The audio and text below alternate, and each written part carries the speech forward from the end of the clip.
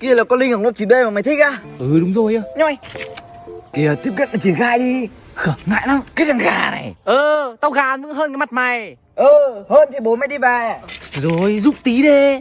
Bây giờ nhá, mày chỉ tao cách tán con Linh kia. Xong rồi chiều về tao chỉ mày cách tán con Ngân ở 7A2, ok? Tao nể mày nốt lần này thôi nhá. Mày chỉ cho tao cách nào tán con Linh đi. Tán gái dễ như ăn cháo đá bát chứ gì, đơn giản. Cách gì á? Theo tao thấy thì dáng người con Linh là một con người yếu đuối, Dư nào?